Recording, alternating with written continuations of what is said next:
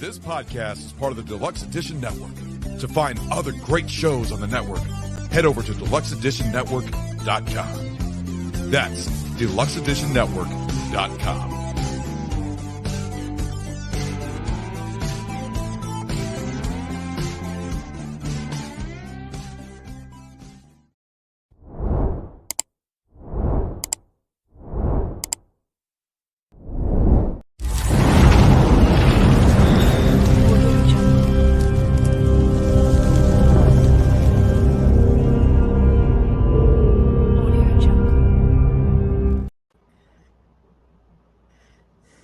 Welcome to the show, everyone. My name is Brian, and with me always is Mark. And we are talking shit. Today we are talking shit with famed author of Sackhead. Maybe you guys know the movie as Friday the 13th, Part 2. Part 2, guys. We are brought to you in part by the Deluxe Edition Network. Follow the Deluxe Edition Network, as well as Talking Shit right here on YouTube. Mark, who are the podcasts of the month? Barrel Age Flicks and History I'd Like to Fuck. Fantastic. Guys, head on over to the deluxeeditionnetwork.com. Check out those two exciting podcasts of the month, as well as your favorite. That's us, Talking Shit. We'd love to see you over there. Let's welcome our guest, Ron Gann, a.k.a. R.G. Henning, creator of Sackhead. How you doing, Ron? There you go. Well, hey, man, thanks for having me on the show. It's my pleasure, and it is my honor. The honors are always all ours. Yes. Okay. Well, I can talk all night about my books. So Oh, I bet Thanks, you man. could. I mean, I could sit there and talk about it a lot. Well, let's let you tell our listeners something about yourself. All about Okay. Yeah. All right. Well, I'm a Gen X guy, so I'm 52 years old, which means that these movies, the Friday the 13th movies, fall right within my wheelhouse, if you will. I pretty much cut my teeth on these movies I was 10 when Part 1 came out, 11 when Part 2 came out, and so forth and so on. So I came of age with these movies, and so I've been a horror buff for most of my life, and that has continued into my adult years. I'm a writer. I fancy myself a creative guy, and writing is one particular outlet that I enjoy. I did not set out to actually write a book about Friday the 13th Part 2. It actually kind of came about naturally as a few years ago I started a Facebook group called Packanack Lodge. That's based on the camp in Friday the 13th Part 2, and that group was exclusive to Part 2. And so the book was kind of born out of that. So, but I'm going beyond the question. I like to write. I'm married. I got 3 stepsons. I've been married for almost 17, 18 years now. And so I'm having a ball. Well, that's good. Good deal. I hope so. 17 years, man. If you're in there for that long, you got it. You've hit the You ain't kidding. line. Thank you. Yeah. I most certainly have. Yeah. Although she doesn't like horror at all. You know what? One of my questions, Ron, was my question was going to be: are you just into the horror genre when you write, or have you written anything else? Yeah, I have actually, and just to blow your readers' mind or your listeners' minds out of the water, I'm actually a pastor by trade, and so I've written some theological academic books, but they haven't sold nearly as well as this particular book has. So, as you can probably imagine, It's quite interesting. When I was looking you up, it came up Reverend, and I was like, no, this can't be the same guy. you got the wrong guy, right? Yeah. So I kept looking, so I had to go under your Yeah. RG, and I'm like, oh my god, because Yeah. I was like, wow, it was just funny. Yeah. Well, believe it or not, man, I actually I know a couple pastors who are really into the horror genre. Of course, we're the same age, and so there's something to be said about nostalgia, which is the tie that binds. So Yeah, it's not entirely unheard of to have religious guys like myself out there, fans of the genre. So It's really cool. Yeah, me and Brian are about the same age. We're, no cat. We're 45. We've been married to other people, not each other. right. For over 20. What you're going on 26 now in October, right? I'm going on 23 at the end of this month. Yep. That's awesome. Yeah, she could. Yeah, I can't believe she still puts up with you. That's what I was. Wait a minute, I can't believe mine puts up with me. So yeah, totally. Yeah. So, let's get into the book because I seen it about 2 months ago. I actually did order it. Okay, thank you. I appreciate the support. I'm actually I'm halfway through the book. I got sidetracked because another book came out I wanted to read, and well, shit happens. Yeah, he finished that book. What the hell, Mark? Well, I figured that's something else. But anyways, I can't answer that one. So what about part 2, Friday the 13th part 2, that set you on this path of just this one book? Yeah. So this is where I typically get in trouble with the listening audience because I'm an old fart.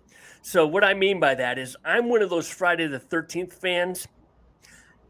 Oh, that I gotta walk softly here, but I only recognize the first 4 films, slasher Jason, as I call them.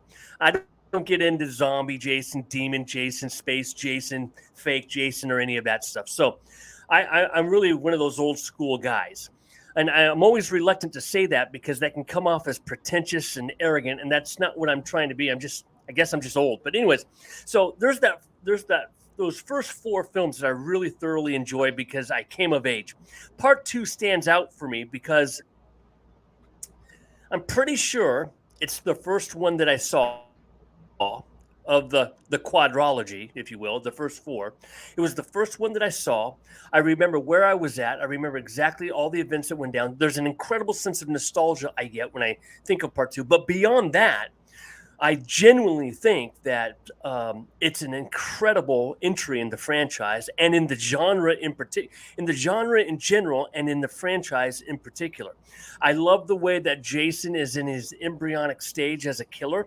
That he's humanistic, he's realistic, he's authentic. He's not some sort of overgrown Hulk behemoth with supernatural powers. I absolutely love and adore the final girl, the character development of her, as well as all of the characters. In fact, there's not one character in the movie, not one, that you want to see die because they're all likable in most ways. You can't say that about other entries in the franchise for sure. At least this is just my personal opinion. So part 2 just naturally rose to the top. I'm not saying it's the best one of the 4. The way that I classify them is I say that I call part 1 the classic. I call part 2 the favorite. I call part 3 the iconic. And I call part 4 the best one. But part 2 is my favorite because of the portrayal of Jason, the way that he's presented, and the final girl and the character development and all of that stuff. And by the way, I think it's really well acted as well. So that's a rather long-winded answer to probably an easy question. Now, that's just my opinion. Good-hearted, well-meaning fans agree to disagree agreeably on this particular issue. But for me, I'm a part 2 guy. I also like the sack, to be honest with you. And I know I'm in the minority when I say that, but not that I'm opposed to the hockey mask, because I love Richard Brooker's Jason in part 3, especially. I'm a fan of Ted White's as well. But I do like the sack look. I think it's authentic to the storyline. And so part 2 just naturally rose because of nostalgia. It rose to the top for me because of nostalgia, but also because I think it's a credible entry in the franchise based on the characters and the performances. And you talk about how you don't want to see certain people die. Before we even came on, Mark and I were talking, and there was a character, Mark, that you said.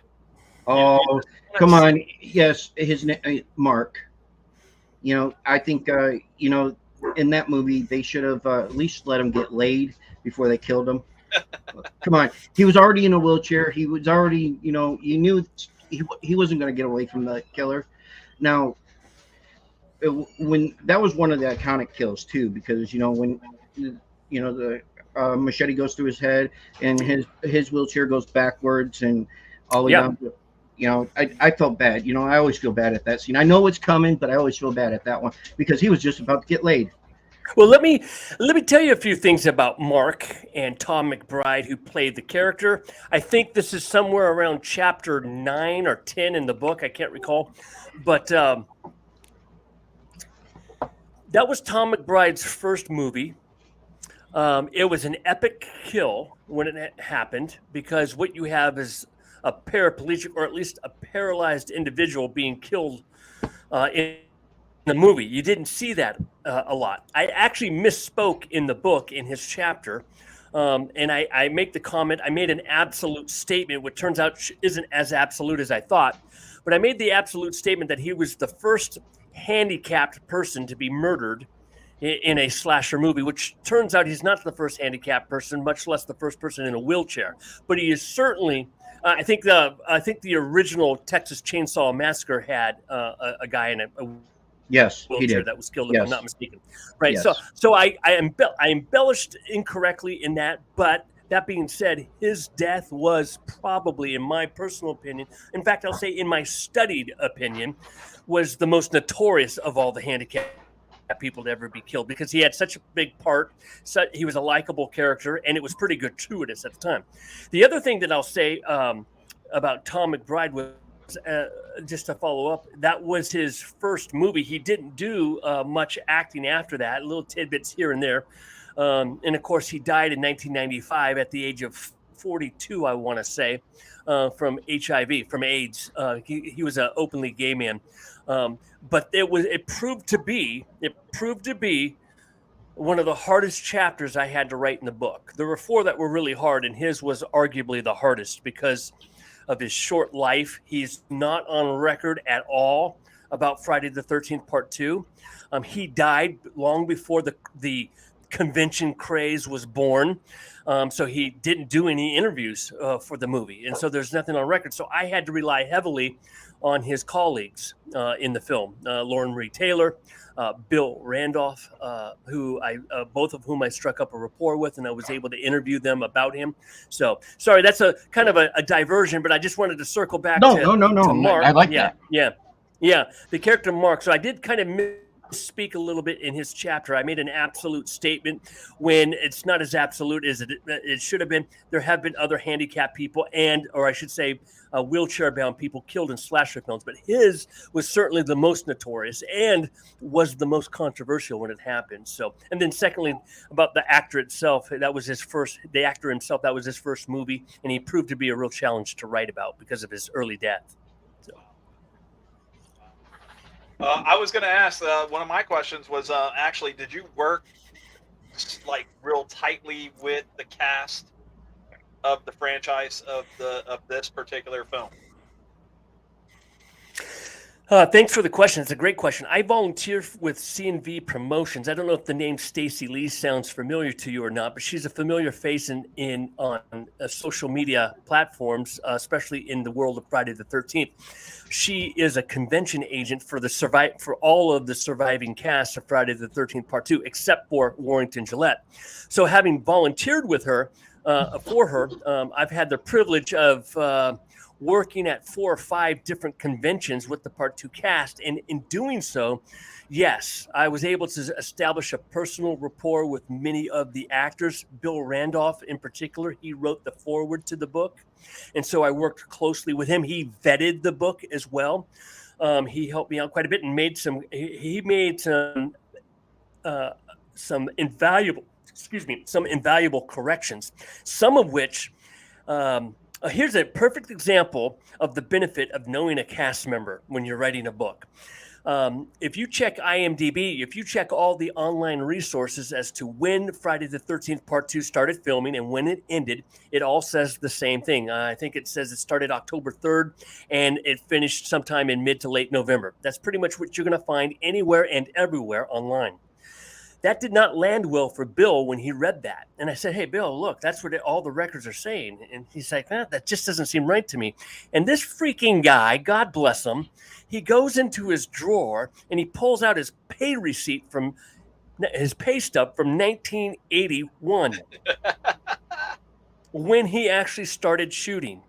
And lo and behold, he was able to deduce that the start date of Friday the 13th Part 2 was September 3rd. So a whole month prior to all the other, that's just inane trivia, but I found that to be very helpful. And that's an example of knowing the cast or working with the cast proved very beneficial in some of the facts and trivia. He was very helpful. He read the book. He gave me some feedback. He was very complimentary. He had a very sober attitude when it came to writing the foreword. He wanted to give it his best. Lauren Marie Taylor was another one who was absolutely invaluable to me, especially after the book came out. She actually interviewed me on her podcast, so she was really big in promoting it. Amy Still, my favorite final girl of all time, has graciously made the books available for sale at her desk when she does, or at her table when she does conventions, and that's via C&V Promotions. And she has been a staunch supporter as well. And the list could go on, and I don't want to grovel any more than that. But yeah, I worked with the cast. These guys are on record and have been on record for so many years about this movie that honestly, I didn't need to interview any of them. All of their interviews exist, except for Walt Gorney and Tom McBride. But they've said everything that they've needed to say already. I really just tried to compile all the information. I had the good fortune of being able to work with them and actually add some personal insight into these interviews as well. And by the way, Russell Todd was another one who was very helpful with me. Those were the big four: Amy, Lauren Marie Taylor, Bill Randolph, and Russell Todd. And working with them gave it some extra juice and gave me some extra insight into their personalities, which I describe at the beginning of each chapter of their respective chapters. But in terms of interview, I could not ask them a single question that they haven't already been asked 1,000 times. And trust me, I freaking tried, man. I tried deep cuts, and so basically, I'm babbling now, but working with the cast was very helpful, and it gave it some street cred, to be honest with you. Yeah, we get to a point sometimes where Mark and I will sit here and try to go over some stuff, and I'm like, dude, I don't know what questions to ask, because I'm afraid that I'm going to ask a question that's been asked 152,000 times, and I don't want that. I want the most original question. So I tell Mark, listen, at some point, there might come an off-the-wall question. It's coming from right field, like, hey, did you play baseball in high school? Let me tell you something. Brian, that's the way to go. Not that I'm a professional interviewer by any stretch of the imagination, but here's what I found out, and your stream of thought is right on. If you're talking to Tom Savini, you know who Tom Savini is? I do not. Savini is the guy who did Mark does. Okay, Tom Savini. All right, Tom Savini is one of the most famous special makeup people, makeup effects artists out there. He has a college, a school. He did Part 1. He did Part 4 in the Friday the 13th franchise and a bunch of other horror movies, including Day of the Dead. I always forget the zombie movies. But if you ask him, hey, what was your favorite zombie? What's your favorite makeup? His eyes just roll over white. He's bored out of his gourd. He's been asked the question a million times. But if you ask him, hey, what do you think of black and white movies? All of a sudden his eyes light up. And it's just, you're getting their personal opinion on something other than the genre, and they light up and they start talking 100 miles an hour. I learned with the cast from Part 2 that if you really wanted to have an authentic interview, ask them how their day's going.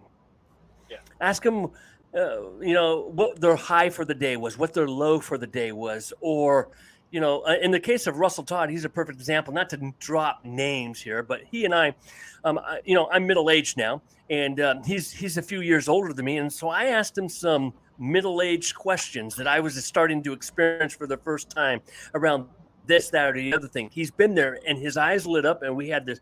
That's how we really got to bond and get to talk, was on personal level. Once you get past that, then all the other stupid questions that come, they're more than willing to entertain because they have a relationship with you. So I like your train of thought, Brian. That's the way to go, man. Thank you. I appreciate that. No, the thing with our show, we try to not make it a whole thing about Q&A. We're going to ask the questions. We want to ask the questions and stuff like that. At the end of the day, we put the show on for our guests. This is your hour. We're giving it to you. We want you to get what you want to talk about out there. So if you don't want to talk about the book, you say, you know what? Done talking about the book for the day. I'd like to talk about some football, or I want to, you know what I mean? It's just, we're in that situation.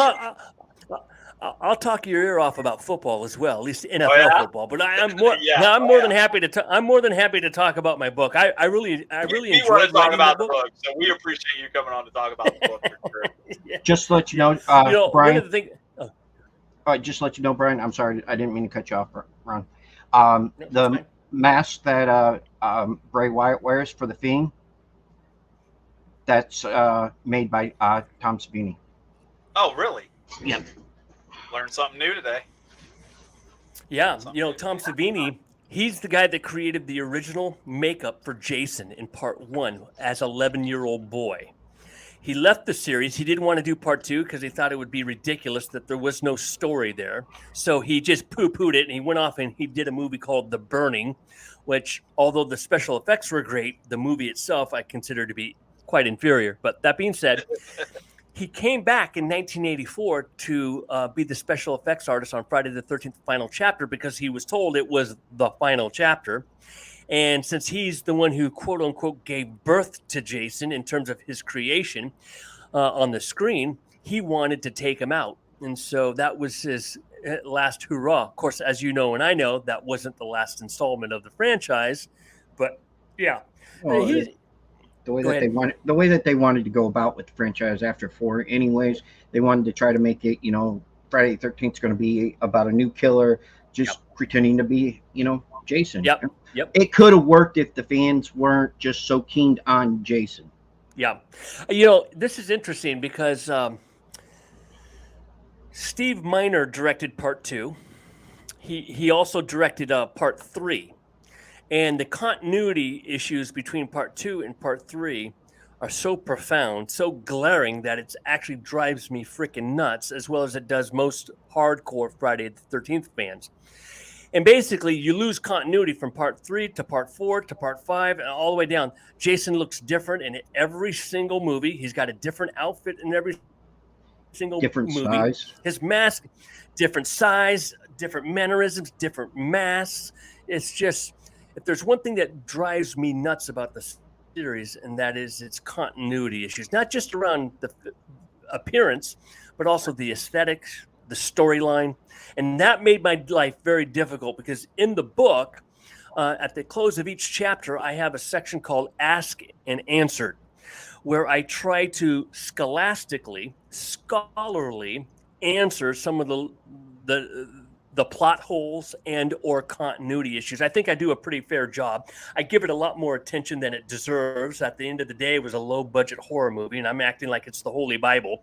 But I do include an Ask and Answered section at the close of every chapter that deals with every conceivable and perceivable question that has been raised about part 2. I think I covered all the bases, but it was really tough because of the continuity issues, and I had to rob Peter to pay Paul, which is to say I had to do a little bit of some intellectual gymnastics to give coherent explanations as to why Jason's look changed so drastically from part 2 to part 3. Part 2, he's 5'11", he's 175 pounds.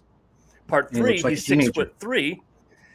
Yeah, exactly. And then part 3, which is supposed to only be 3 days later, he's 220 pounds and he's 6'3". How do I explain that? Plus he's bald. So anyways, right. that was some exercising that I had to do. But I was really happy to write about that stuff in the book. I think it really elevated the book beyond just a retrospective. Okay. Since the book or the movie really doesn't say, except after that she wakes up, when Jenny wakes up, what happened to Paul?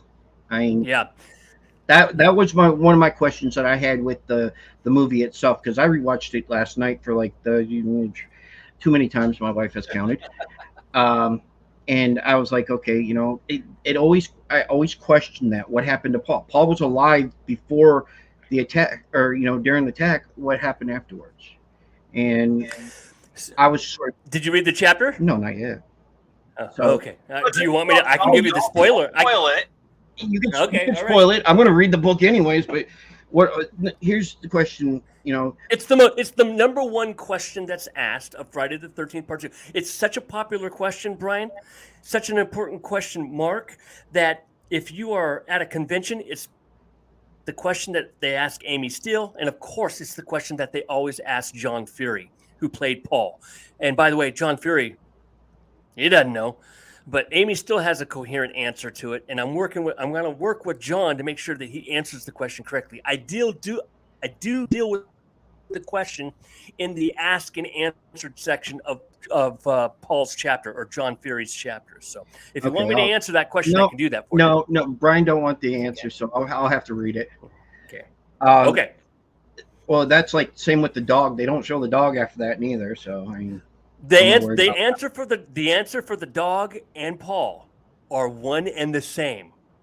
That's all I'm going to say. And I answered the dog question later on in the book, but it draws heavily on the same answer that's for Paul. That's all I can say, but there's a reason, and you'll get it, what I'm getting at when you read it. You're going to say, oh, okay, now I understand. Yeah, don't let anybody spoil it for you, not even the writer. Come on, Mark.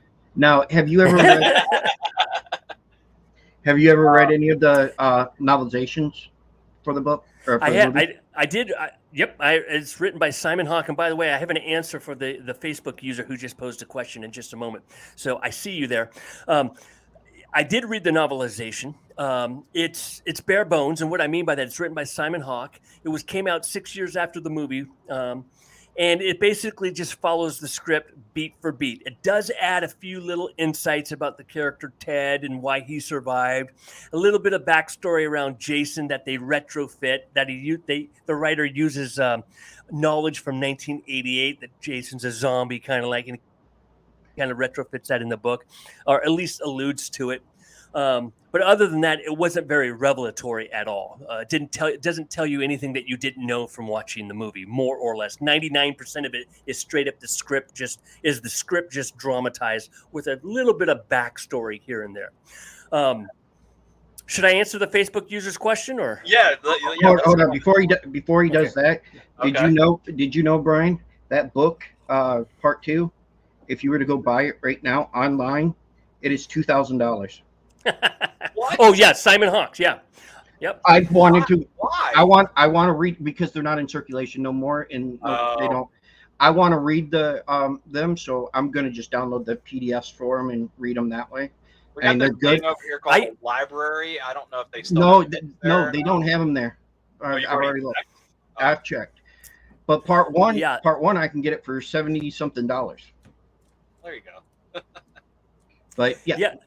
I'll tell you about. I had, as I said, I was the creator and the admin of a group on Facebook dedicated exclusively to Part 2, and I had the novelization that a group member sent to me to read and to help me, and she loaned it to me indefinitely. So I had it in my possession for about a year, and I had all the cast members sign it. So now you want to talk about a book that's worth something, because the reason it's so expensive, Brian, is because the book's out of print. Right. So now I actually had a paperback of it signed by all the surviving cast members. I eventually sent it back to the original owner because she wanted it back. And so she got herself a nice little gift, and then she unfriended me. I don't know what to tell you, but you did her a favor. Yeah. It's like you let people write in my book. Yeah, right. I thought I did her a favor too, man. But anyways, yeah. Regarding there are, like, the Facebook user says, there are 4 characters that you see during the orientation and dinner in Part 2 that you never see again. Who are these people? It's actually, I'm going to correct the Facebook user. It's not 4, it's 6. It's 6 people. And one of them went on to have a pretty good career in acting. The black gentleman. Their names escape me right now, but forgive the shameless plug. I actually answer the question in the ask and answered part of the book. I can't recall the chapter where I actually show a picture of all 6 of the extra counselors and their names and pretty much what they're up to today. So they didn't have any speaking lines or anything like that. Go ahead. I'm sorry. It's called this, guys. If you want to know what happened to him, buy the book. It's not expensive. It's actually personal. Oh, they actually liked it. But buy the book. I mean, it's from what I've read so far, it's well worth buying. And I love reading about horror as it is, because I went out and I try to get as many different type of horror books. But right now, I got like Talking Shape and Talking Shape 2. Those are really good about the Halloween series. Nice. Yeah, right. I want to get the I heard a whisper from above. Chloe, my daughter. Yeah. Hi, Chloe. If I want a shot. No. But yeah, I want to get the one about Camp Crystal Lake and stuff. It looks really good. But now you're talking about the volume. Yeah. Yeah. Yep. Okay, gotcha. Yeah. Oh, look what I got, by the way. This is the script from part 2, actually autographed. Autographed by. Oh yeah. That's autographed by Amy Steele. It's actually color coded. You can't probably see it with the lighting because you could see the slashes. Like yeah. Yeah. Okay. Yeah, and the different colors pertain to different versions of the script because of rewrites and whatnot. Sorry, I just totally took you off. No. I'm glad you did. I mean, that was freaking awesome, though. Oh yeah. I'd love to have something like that, but I'd love to have Amy on the show. She's awesome. Let me tell you what, she's a hard catch. I know who I can refer you to her agent if you want to make that happen. She's an absolute sweetheart. She'll make you feel like you're the only person in the room. So I highly recommend it. You were just she's the final girl. Yeah. You were just at a conference or a convention not too long ago with all the final girls, weren't you? You know what? Yeah, thanks for actually the first 5 final girls minus Dana Kimmel from part 3. She was a last minute cancellation, which was a massive bummer. So they replaced her with Melanie Kinnaman from part 5. And so I was fortunate enough to work with them and for the week. To work with them for the weekend and then get my picture taken with them. So it was pretty nice. And they were very supportive of the book as well. Yeah, that was freaking. I seen that on your profile. I was like, wow. Yeah. And that's when I was like, man, I'm going to just book them. Screw it. I want them on the show. I'm honored, man. I was thinking. Oh, go ahead. No, I mean, I wanted you on the show before then because we had talked beforehand anyways, because when I seen that you had the book and that you went on Peter Anthony's show. And I was like, oh crap, he got him. I'm like, well, you know what? And then he was talking more about the book, and I was like, man, hold on, I got to get this book because it's not too often you see something wrote about just that movie these days. Yeah. You got the novelizations and stuff like on Halloween and stuff, but other than that, yes, I got a lot. Well, you know what? Sometimes people ask me, well, why did you write a book on just part 2? And one of the reasons is it hasn't been done.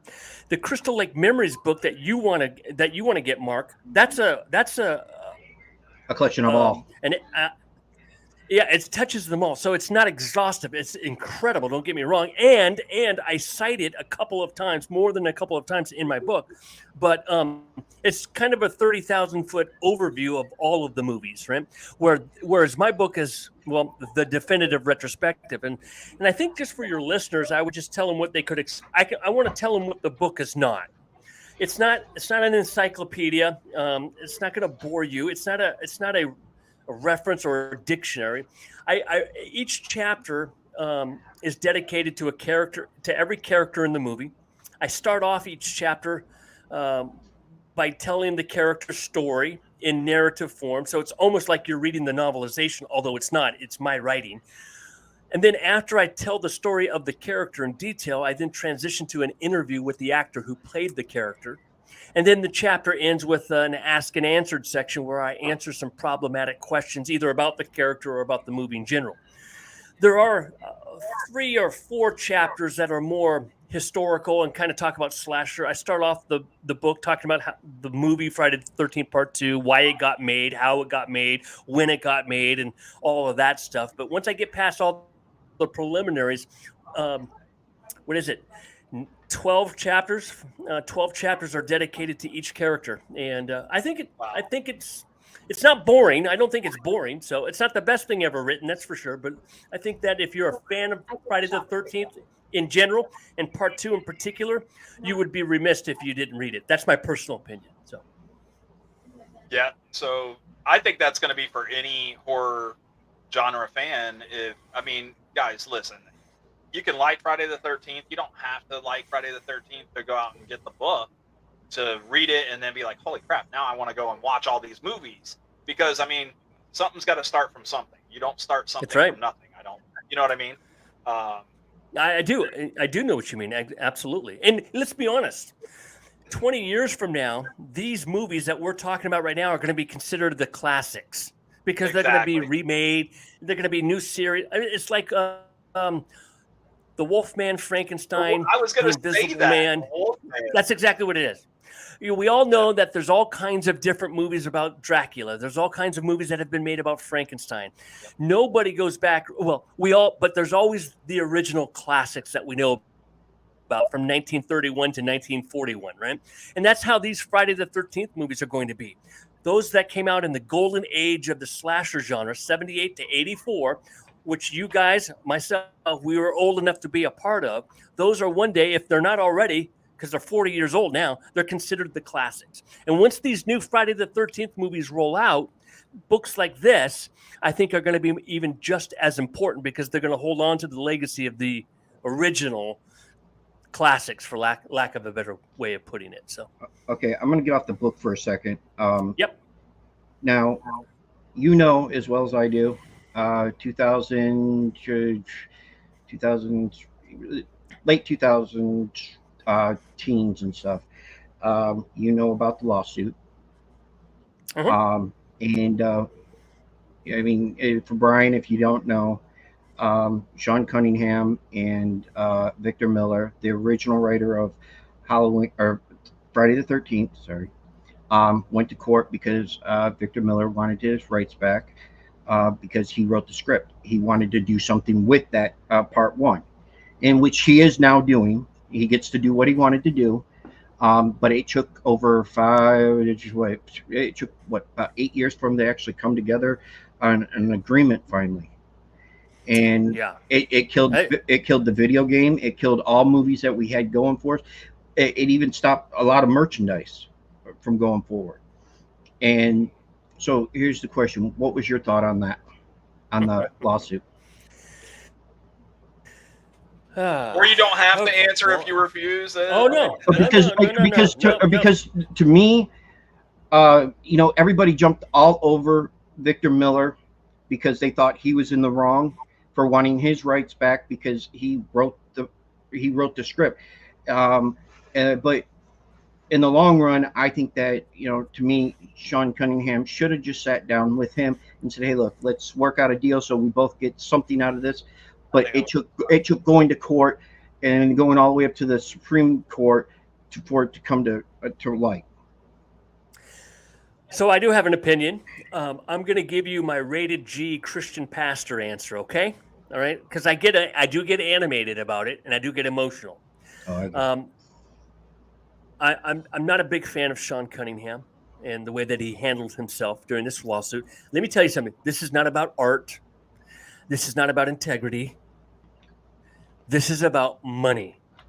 And that Sean Cunningham has no vested interest in any of the sequels. In fact, probably not even the original, except for dollar bills. All it is a payday to him. There is no creative, artistic passion that he has to safeguard his baby, his property. That means nothing to him. This movie, the first one, was a fluke to him. It paid off in spades. He's been cashing checks ever since. Victor Miller's not far removed from that. He wants to get paid.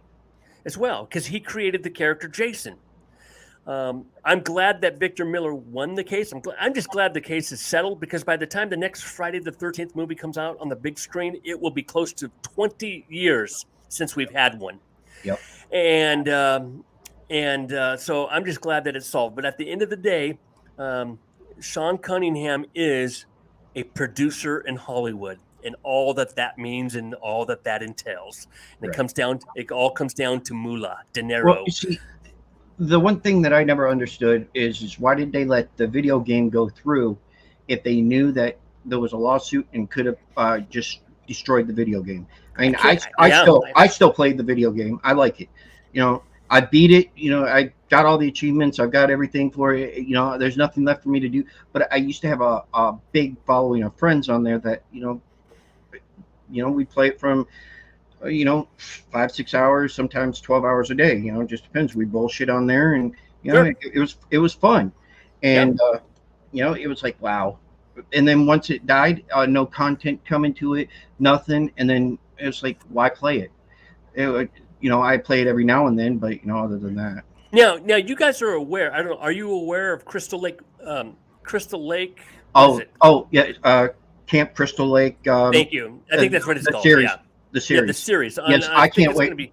Peacock. I can't wait, because Peacock has it. It means that it will be able to go through more changes than they'll be able to do what they want to do in the series. And don't get me wrong. I'm a horror fan, so with horror it comes blood, guts, I could not tell, and nudity.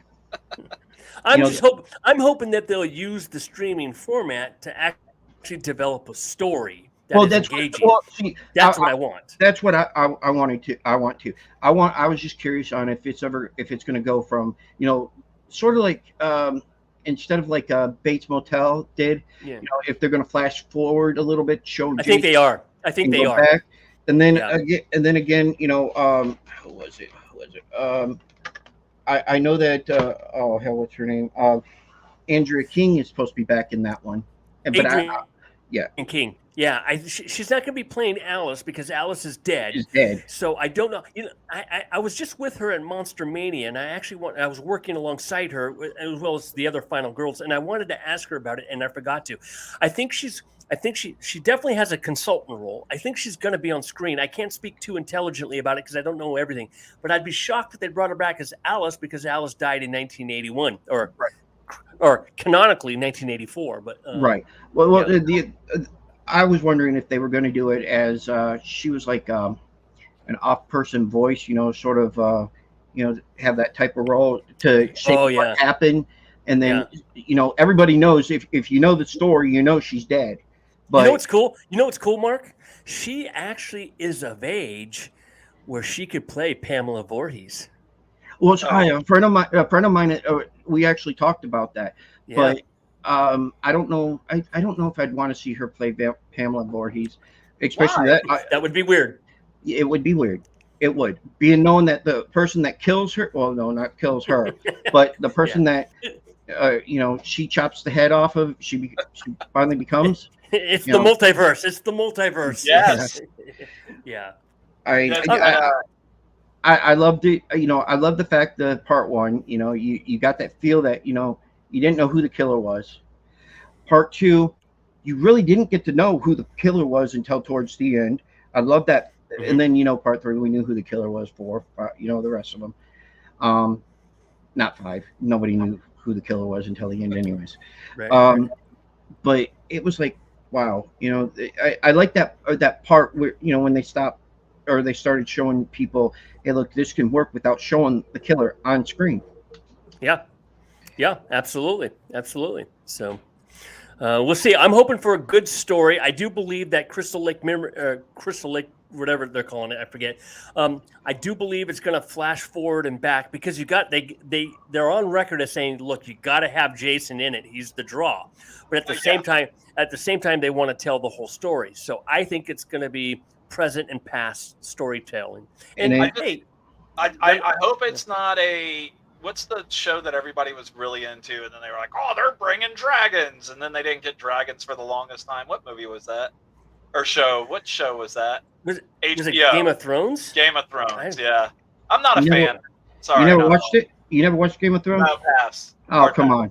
It's Hard wonderful. I loved it. I loved it. Almost everyone had nudity in it. I mean, sorry. Mark's over here about this nudity. No, that's not all. I mean, it used to be really, when I was, younger, the movies, if it didn't have nudity in it, I didn't want to see it, but then, as I got older, I learned to. Friday the 13th, I gotcha. Well, yeah, that was one reason. But I mean, I got the aspect of, you have a killer there that, nobody knows why he's killing. Except, he's got his mom in the back of his head saying, yeah, he killed these guys because they're the ones that killed you. But here's the question I have. If Jason was alive on this, and if it's in your book, you don't have to tell me, who was helping him? So after his mom's death. Okay, so I'm going to give you a canonical answer here, right? Canonically speaking, according to canon, there is nobody helping Jason. I'll leave it at that. Now, I'll be honest with you. What about his dad? There's a fan. Well, you're talking to a guy who only recognizes the first 4 flicks, right? So the dad's really not introduced. Yeah. Not unless you read the comics, and the comics came, Pamela Tells. It shows that, Right. But here's a fan theory out here that I actually find gravitating. And you tell me what you think. It's not about the second movie, it's about the first movie, because let's just call a spade a spade. There's no way Betsy Palmer, who played Pamela Anderson. We know where his mind went. Yeah, right. Well, you're talking about naked girl. There you go. Okay. There's no way that Betsy Palmer, who played Pamela Voorhees, could throw bodies through a window and then within a matter of seconds pull up in a Jeep, if you remember the first one, or impale a man up on a wall with arrows. No, women don't have that kind of strength. The theory is Jason, as an adult, helped her. Okay. So she lost her mind at the thought of her 11-year-old son drowning. Between the drowning in 1957 and her crusade in 1979, they somehow reunited. She continued. She was still insane, and she brought her son into her insanity to help her keep Camp Crystal Lake shut down. And so it was Pamela Voorhees and her son Jason who was doing the killing in part 1, which is why the killer seems to be omnipresent and everywhere. One minute she's killing Steve Christie up at the top of the camp. The next minute she's down at the bottom of the camp, and she's throwing bodies and lifting grown men up and holding Kevin Bacon down with one arm in order to stab him from a. No woman has that kind of strength, and I say that with all due respect to the women who are listening. And so the fan theory is that Jason actually was helping her in part 1, but he had no help in part 2. So, anyways, do with that what you will. Food for thought. I mean, a lot of people think it was Elias that was helping keep Jason alive. I mean, I'd like to believe that. I would love to have them introduce Elias into it a lot sooner, but they didn't think of that. I did. I will be honest with you. My hypocrisy goes so far. I did mention Elias in the book. I actually tell the canonical story of Jason Voorhees in chapter 3, I think it is. And I start from soup to nuts, from his birth in 1946 all the way up till the events in part 2. And I did that because, I wanted to know it better. So I wrote it from a canonical perspective, and I did make a reference to Elias having left Pamela and Jason when he was young because of his deformities and because of his love affair with the bottle, but that's neither here or there. I did, even though I only recognized the first 4 movies canonically myself as a fan, I did mention Elias in the book. So very good. If I'm trying to see how I want to answer this question. I feel like I asked this question already. As far as this book, have you written another book along the same lines as this for any other genre, or not a genre movie, but another type of film? This is my first book in the genre. Okay. All my other books have been theological, academic books. Yep. This was my first book that of the horror genre, and whether or not I'm writing another one, I can neither confirm nor deny. That means yes. Well, I just need to know what to look forward to. Yeah, well, me too. Me too. I'll leave it For at me, that. most of the time when they say I cannot confirm or deny it, most of the time that means yes. But No comment. No comment. go. No comment. now No comment. have you talked with Peter Anthony and stuff? Have you watched Yeah. any of his fan films? Yeah, absolutely. In fact, he sent me his before I did the interview because I'm not a big fan film. I'm not a big fan film guy. I just have never been. I'm a big fan of Never Hike Alone. I love that. If you've seen that fan film, but then he sent me Vengeance, and I watched that one, and that was brutal, man. I was thoroughly I was thoroughly entertained. So he kind of converted me. I owe him. He's done a few other ones that I gotta check out, and I've been lazy, but he definitely locked me onto them. And then there's the fan film Victim No More, directed by Bob Heckman, written, produced, and directed by him. I enjoyed that one as well. There's 9 Lives by Alex Edwards and his gang. That's got over 1 million views, and that was shot with a cell phone. So I'm coming around to fan films thanks to some of the ones that Peter Anthony has been in and helped produce, as well as Bob Heckman. Yeah, I mean, some of the ones that I watched, Vengeance 1, Roseblood, The Fall of Camp Blood. Those are all great films. Never Hike Alone. It's a short film, but it is great. I can't wait for them to finish that series. It'll be nice. Never Hike in the Snow. That was another one because I always wanted to see what it was like for Jason to be in the snow. What it would be like. Along with other people, but I never got that. Mark's absolute dream is to either be written into a book or to be in one of Peter Anthony's fan films. No, Peter says he's done with fan films. I don't think that's ever. Well, you got to understand fan films cost a lot to do. Hey, and listen, to get some of these people. But no, I would love to be in a movie where I got killed by one of the killers, or even be a killer. You want to die? Because it's a you don't get that by a fictional character that you grew up watching. You don't get to do that often. But if I had to choose between dying or becoming one of those, well, I hope somebody's afraid of a 5'0" person, because I would go after him, no problem. Yeah. I to this day, it would be a dream come true to be in your favorite slasher film and to fall victim to your favorite killer. The interesting thing about me is, as I've already said repeatedly, I'm 52 years old, and on occasion I still dream of Jason chasing me. The same dream that I had in 1982. It takes on various different incarnations, but it's not unusual for me to have a Jason nightmare once a year, a couple times a year. And every single time, and I'm not kidding you guys, every time I have a nightmare where Jason is chasing me, it is always Richard Brooker's Jason from Friday the 13th Part 3. It's not Steve Dash from Part 2. It's not Ted White from Part 4. It's always Richard Brooker. He was the one that put the fear of God in me. When his incarnation, his version of Jason in Part 3, say what you will about the movie, and that movie's got some problems, but he elevated that movie and just absolutely intimidated the daylights out of me. So it's interesting. I would have loved to have met him before he died, because that would have been close to me being killed by my childhood Jason. And that's how I am with Freddy. Because I grew up. Okay. I grew up on. I was living on the road called Elm Street at the time. Come on. Oh wow. Yeah. Yeah. Ron, can I ask you this? You're a great writer. Let me ask you though, did you take classes in school other than English, lit, or anything like that? Did you take any special classes in high school or in college to get you to where you are today?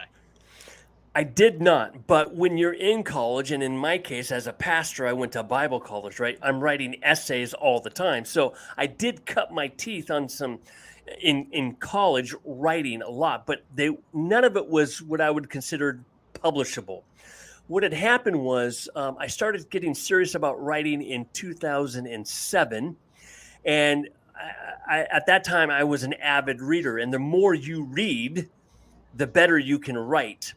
So, but I'll put my cards on the table. If you were to have read the first draft of this book, you would have laughed. It was horrific. So I had to go through a handful of proofreaders. My wife being one, my brother. I have a twin brother. He was one, and then I brought in some people who are smarter than me. Now they don't change my voice. They just question me about this or question me about that, and through their feedback, I was able to make They were able to help me become they were able to make me a better writer than I actually am. So you can never have too many proofreaders double checking your work and your run-on sentences and your overuse of the Oxford comma and blah blah blah blah. So Mark's putting that bottle up because I kind of get on him every once in a while. He'll post something on Facebook. I'm like, hey, you want to go back and read that again?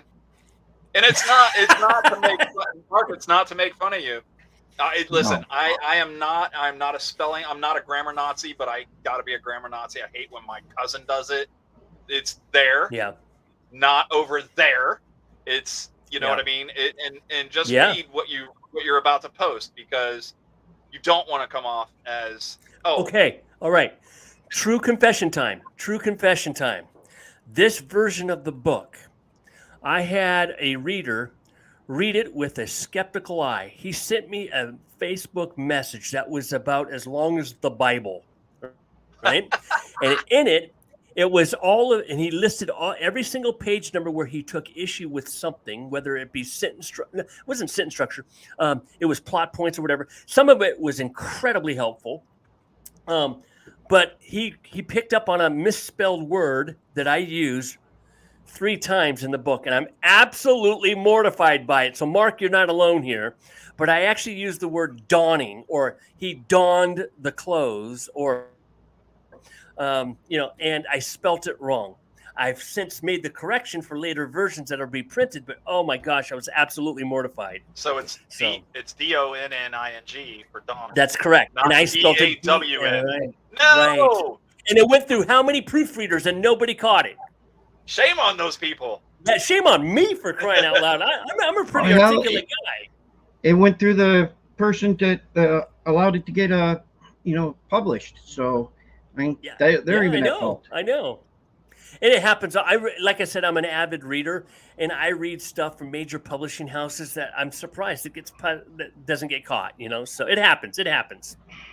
Cool.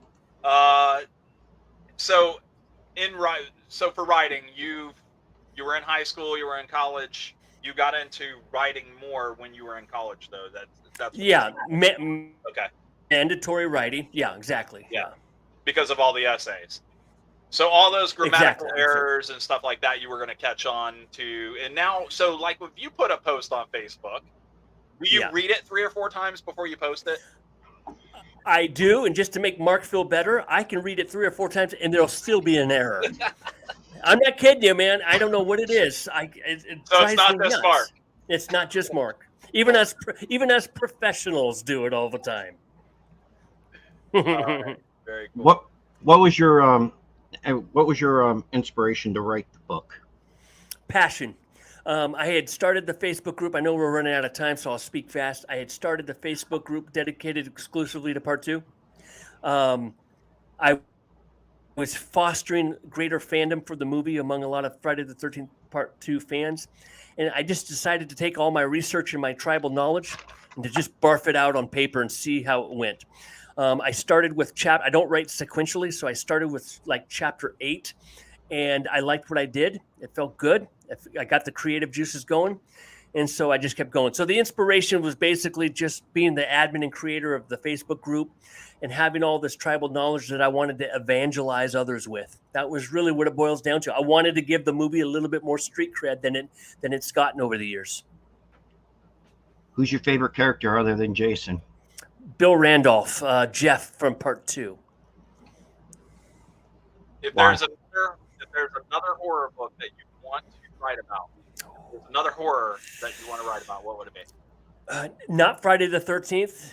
Not Friday. Oh, no, I mean, it could be Friday the 13th. I mean, you're sticking with the same thing. But is it just Friday the 13th that you like, or would you write a different book on a different killer? Okay, great question. And again, in order for me to write anything that's going to be published, I have to have passion. Otherwise, it turns into a chore. It's laborious. It's boring. I don't want to do it. Friday the 13th is the series that I have passion for. And so that's why I wrote it. And that's why, wink, wink, I can neither confirm nor deny I might be writing something else in the franchise. But outside of the franchise, you know what, to be honest with you, I could probably see myself writing something along the lines of The Exorcist, and kind of a retrospective, because there's a great story that led up to that movie and blah, blah, blah. I could see myself going into that genre, especially as a religious man. So, but I don't think I will, because I have to have greater passion to dedicate 8 months of my life to it. So, is that how long this book took? It took me 5 months to write from soup to nuts, 5 months, but I studied the movie for 2 years and wrote a lot of it in advance, not knowing that I was going to write a book. I had written it for the Facebook group, and I was writing daily segments. And so when I sat down to write, right now I'm writing a book that I think is going to take me a year to do. So, but yeah, Sackhead took me 5 years to write, 2 years to study. Very cool. Very cool. Well, yes, we have hit the hour mark, but if you've got other stuff that you want to I have other questions anyway, so I don't care. And Ron, do you have more time? I'm good. Have you been out to Peckneck Lodge or that site? I have a video on my YouTube channel that documents it. I went there in 2019, and I saw all the surviving locations. Packnack Lodge, Camp Packnack, no longer exists. All the cabins have been torn down. Right. But I did go to the area. Some of the filming locations are exactly the same as they were 40 years ago. I'm not kidding you. It's pretty phenomenal. Connecticut is where the movie was filmed. It's small town USA. I live in New England. I'm in New Hampshire. So it was just a 2-hour drive for me. So yeah, 2019, I put together a pretty sophisticated, pretty sexy video. I think it's about 7 or 8 minutes long that focuses on all the filming locations then and now. And where can our viewers and listeners check that out? I have a YouTube channel called Sackhead Jason, or the Granite State Jason. The Granite State Jason. Let me see what I got here. I do this. See if I got a link. Here's a link right here. Boom. I don't know. I guess I can put it somewhere. I'll put this in private chat. You guys can do with it what you will. Boom. You guys have a link for it. Cool. We will post that on the after talk on this show. Cool. The book. How much does it cost if I want to buy that book today, depending on where I buy it from? The book is based on a page number. It's 277 pages. It does contain graphics and pictures, some of which I've created, some of which are stills from the movie and scenes from the movie. So at a 277-page book, that is a retrospective nonfiction book. The book costs $18.99. Cheap. And I will tell you, and the funny part is I did not pay that. Yeah. I paid actually less. Mark went to Amazon and got it. Well, at the time it was like I had a deal going anyway, so I got some money off of it. So yeah. Do you sell? Well, I still get paid. I was going to say, do you sell them primarily on your website, or is there other sites that you want people to check out for that? They are sold primarily on Amazon, Barnes & Noble. All the online sites sell them. I don't have a website. I don't peddle them. I peddled the link on the Facebook group that I manage, Packanack Lodge. But I know that C&V Promotions, who I volunteer with, who represent the Part 2 cast, she represents me as well. So she's making the books available with the Part 2 talent when they are signing at conventions. And so copies of the books will be available on their tables for them to sign. For that? Yeah. Well, you'll be paying more because in order to get that book, you have to get an autograph. It comes with an autograph from the actor. I just went to one this past December, November, whatever. Up here, it's called Spookilla, and Yeah. I got Yeah. to meet you know, the kid Jason Ari. Yeah. All right. Yeah. I got to meet him. Oh man, he was funny as hell. Yeah. I got to meet Nick Castle, Yeah. Yep. Michael um, Myers. David Howard Thornton, Art the Clown. Mm-hmm. Yeah, Um, that's that my was other favorite character. yes. I don't know why. I just because I got a big thing of a big doll of him and I have it signed. My up, wife you know. hates clowns. She is not a fan. She was like, I swear to God, if you play that movie in this house, you can move out. I You will want to hear? set the house on fire. Do you want to hear a little secret? I'm in. I used to be a professional clown, believe it or not. Yeah. Nice. Yeah. Absolutely. Can I ask a favor? Yeah. For my friend Mark. Mm-hmm. If I pay to send his book after he's done reading it, Mm-hmm. if I pay to send it to you, Of course. would Yeah. you mind signing that? Of course, I'd be honored. I'm humbled that you'd That even is- ask. That is Yeah. fantastic. Well, you could take it to conventions or whatever. Have them say, "Oh, No. what is No, the I weird?" want Ron to sign that for you because I mean it was Yeah. great that you got to actually meet the person that wrote that book. Mark. Oh, I'm very, you know, I love the book so far. What is the weirdest question that you've ever been asked? This About one the right book? here.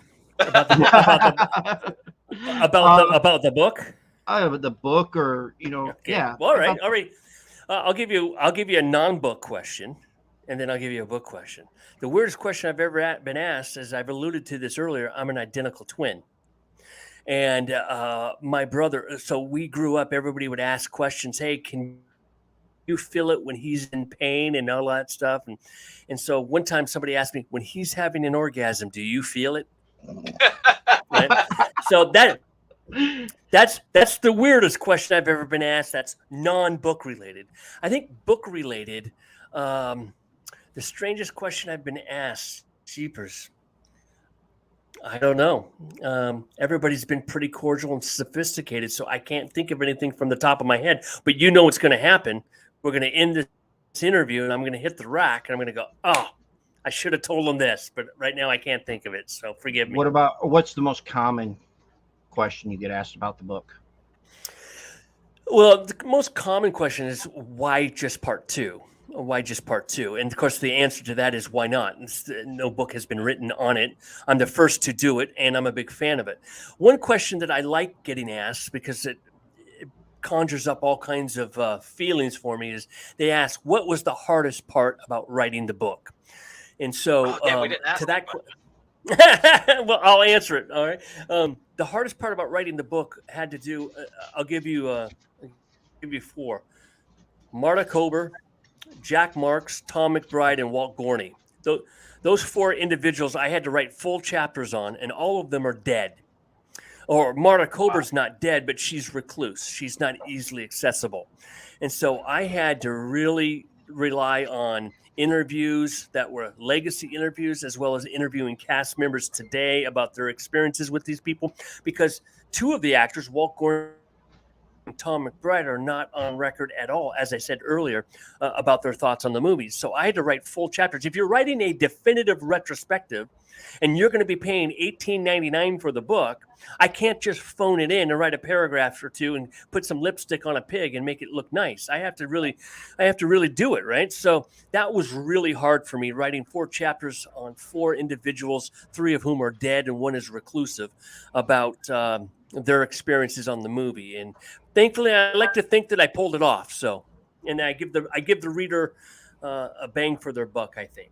So I'm not gonna lie to you. I'm not buying the book. I'm just gonna go to Mark's house and take it from him and read it. Okay. So if you're okay with that, I mean, I'm not okay, but hey, I will forgive you. That's the Christian thing. Oh, to do, I like that. right? Yes, thank you very much. I Yes. appreciate that. Okay. Who came up with the picture? Thank you for asking, man. Actually, that's a controversial story. So I made this book cover. I designed it myself.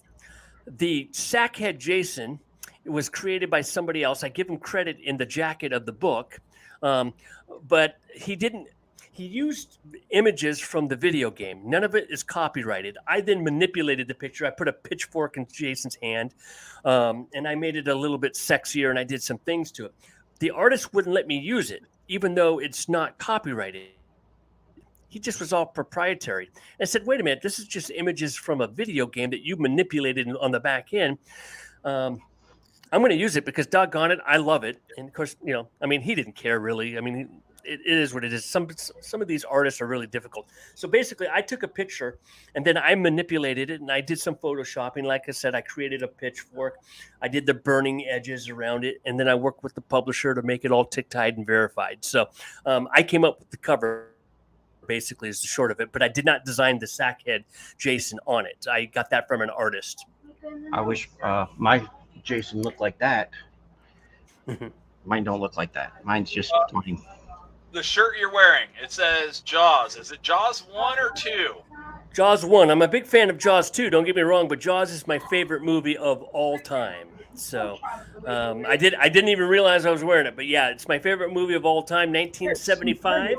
And I am a big fan of Jaws 2 as well. That's where my love stops, though. Those two movies. Yeah. 1 and 2, that's all you need. That's it. Right, exactly. Why is the shark still alive? Now it's a tornado. Right, exactly. Wrong genre. No, I know, Mark. I was being facetious. I know. You said earlier that you like football. Yeah.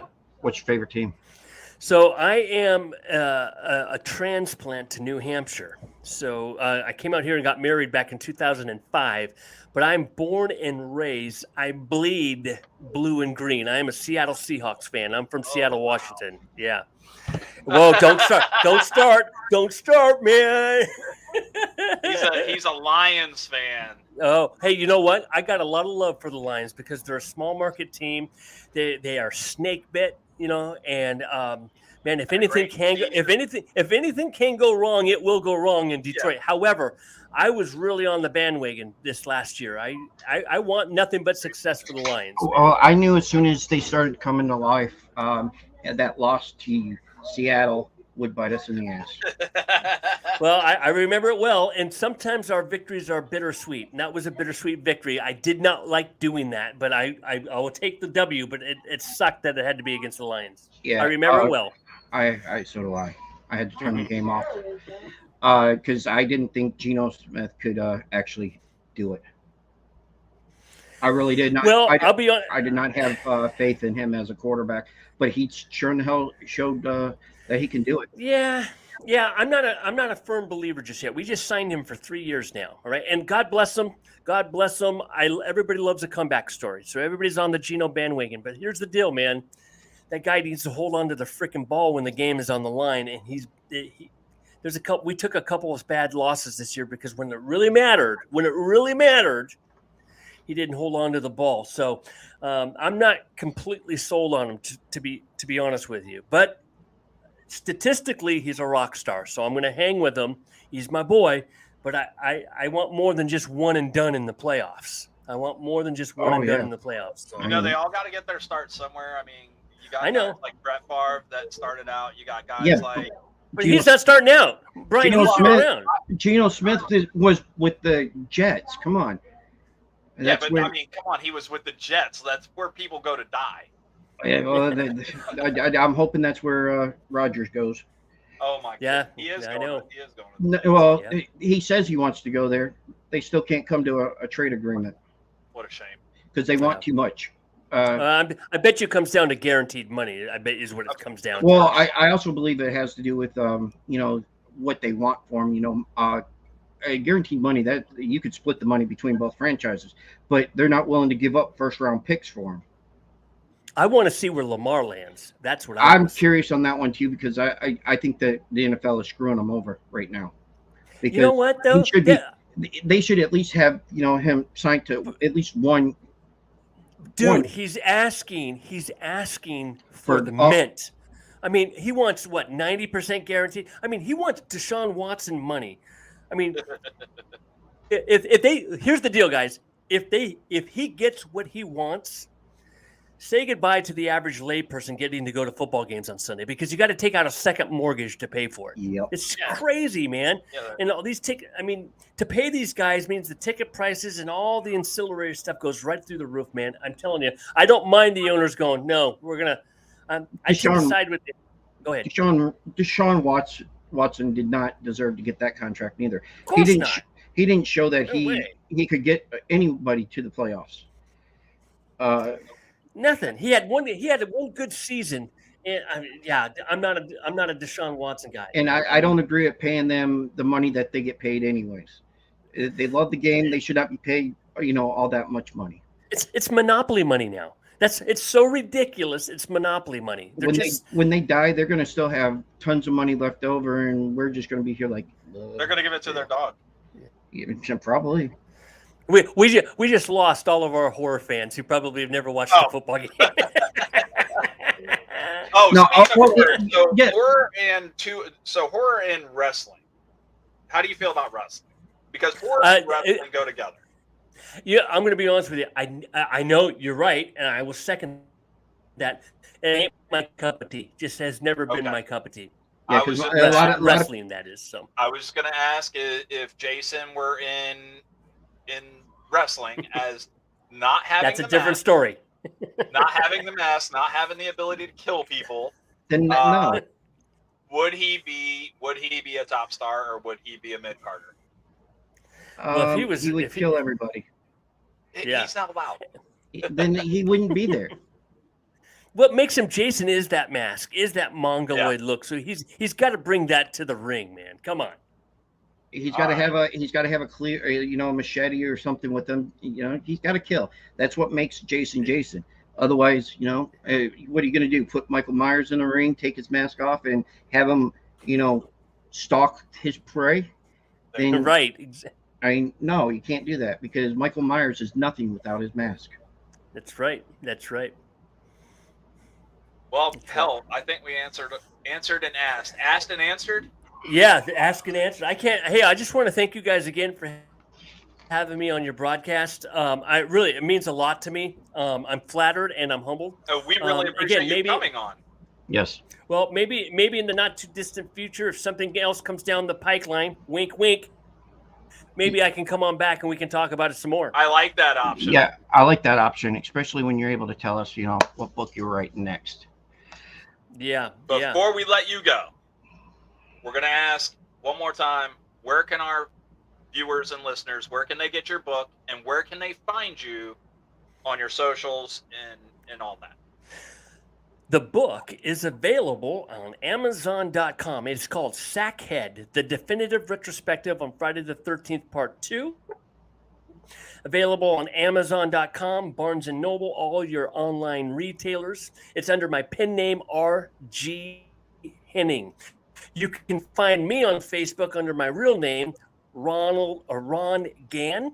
I am the creator and admin, or former admin, of the Facebook group Packanack Lodge, dedicated exclusively to Part 2. Come join us there. And I'm also on Instagram at Mr. Ron Gann. Come check me out. Thanks, guys. Ron, thank you so much. Look for Mark's book after he gets done reading it. I'll be done in a few days. We'll shoot you a message. I want a full review. I'll give you a review.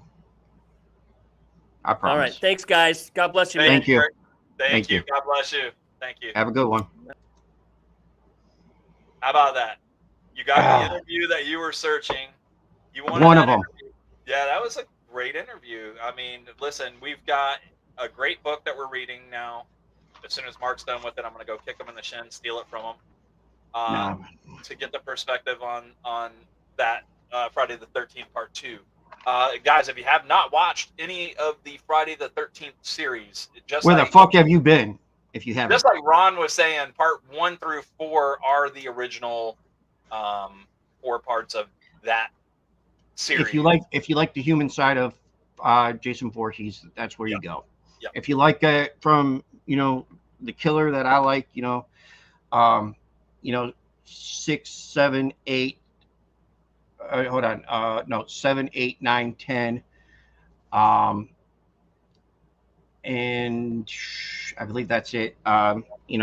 I like the killer. He's really good in that one. It's all the same killer.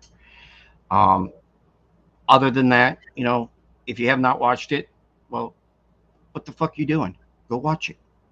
And check out Ron's book Yeah, again. go read it. It's Read called it. Sackhead. One more time, Mark. Can you want to put that up there on the screen so people can see it? In the bottom, right there where your hand is, I think it's got his name. No, it's under right his there, pseudonym. right there above Sackhead. R.G. Henning. Or you can look up Ron Gann. Get a chance to check that out, guys. So Brian, Mark, what's happening? what do we got on Tuesday? Bro, I don't remember. Yes, you do. What's happening on Tuesday? You used to wrestle with him. Who? SoCal Crazy. Who? SoCal Crazy. That's right, ladies and gentlemen. From Southern California, a gentleman that goes by the name SoCal Crazy, the masked bandit of indie wrestling, former member of SAW Wrestling, New Wave Pro Wrestling, SoCal Pro Wrestling, West Coast Wrestling Company. God, the list goes on and on. Is going to be on our show. I can't believe that, man. That's fantastic. And all it took was I got a hold of Andy. Andy got a hold of him, and the guy, bam, I got the phone number that morning, and by mid-morning, I had him. And I was like, oh, well, we got a date open. Well, what do you think? And he was like, jumped at it. Marcus, super. Guys, I'm telling you right now, if anybody out there has a wrestling ring and you're living in Florida, please call me. I'll put my number on the screen if I need to, but good God, I got to get Mark in a wrestling ring. And I'm having fun just interviewing these guys. I'm hoping it leads to, and I'm not going to say that they're not stars, but I want to lead to different stars too. Yeah. Different organizations, other than SoCal, which has been good to us so far. I'd like to get their champ on here, but we'll see little by little. Guys, also, if you do get a chance on Hulu, on Roku, if you have a Roku device, if you type in SoCal Wrestling, you can actually download the free app. It's 100% free, and all their shows are played on there. I don't know if they do live shows on there, but I know that they're pre-recorded. There's some pre-recorded stuff on there that you can take a look at. I think they're pay-per-views, they do. And on the 15th of this month, two of my cohorts in New Wave and in SAW, little band of misfits, they called themselves Anchors Away. Anchors Away, as David E. Jones and Ryan Stone are going to be inducted into SoCal's Wrestling Hall of Fame. And I just wanted to say congratulations again, guys. SoCal Crazy is probably going to be right there with them too. Right after if he ever retires, yeah, right after that, we will have them on the 18th. We're gonna have Andy and Trevor. No, it's Ryan Stone. Oh no, forget that. David and Ryan. But in between that, we're gonna have a psychic on here called. His name is Art, and that'll be. Well, next I think Thursday. he already knows that though. He's a psychic. Well, he should now since I talked to him. I don't think he'll. It's going to be interesting. That one's going to be an interesting one. We are working on trying to get other folks on the show. So if you know anybody that wants to be on the show, somebody that has some kind of talent, or somebody that has, I don't know, maybe been in the ring, boxing, wrestling, boxing, MMA, anybody that can do musical instruments that are good, not just starting out. Anybody that's up and coming that you want to see on here. Your favorite TikTok artist, if you have a direct contact with those folks, tell them to reach out. We'd love to have them on the show. Yes.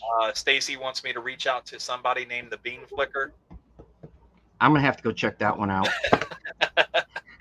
Especially knowing that he stirs his drink with a damn vibrator. I mean, I'm really gonna have to check that out. That's on TikTok, guys. Check out the Bean Flicker. Leave on it up to your TikTok. wife, man. Leave it up to your wife to find that too. What are you talking about? She scrolls through TikTok. Does your wife not just lay in the bed and She when doesn't you're watch. boring her to death, She does not watch TikTok. she reads books? Yep, I need to buy my wife more books. they're, romance books, but that's besides the point. God. But any which way, we'll be back Tuesday at What time? 8 o'clock 8 o'clock. What time? 8 where? Eastern Standard Time. Please, for the love of God, when you message SoCal, make sure that he is Oh, aware. I already did. He says he said the same thing that Matt It's said. 100% Andy's fault. Yep. he He says that they could tell time. Nobody's going to let Andy live that one down after we're done. It is fucking great. Guys, we are brought to you in part by the Deluxe Edition Network. Head on over to the Deluxe. Oh my God, I can't talk. Deluxe Edition Network. And check out this little thing called the Denny's. Because, Mark, they've got my belt over there. And if these folks of ours that are watching, hopefully we have some fans in here. Ron, if you're still watching, head on over to Deluxe Edition Network. Click on the Denny's. The very first category is vote for your favorite podcast. We are the letter U. We are talking shit. There's a lot of great podcasts out there, like the 2 podcasts of the month, Mark. Do you remember who they are? Barrel Age Flicks and History I'd Like to Fuck. And you can also vote for those guys if you want to, but... Yeah. Oh, you're already there. You might as well just hit U for us. That's right. The letter U. And Mark, it's been a lot of fun on this one, man. That was a great interview. I really enjoyed it. You were nervous. You were nervous about this one. I just didn't have a lot of questions. I didn't read the book, so I was very nervous. But did you have to ask a whole lot of questions, though? I didn't. Nope. He answered everything before we even had to ask it. Yep. Pastor Ron was fantastic. That loves horror. And he loves horror. That is so great. Yep. Well, guys, from us here at Talking Shit, I'm Brian. I'm Mark. We're out of here. Have a good night.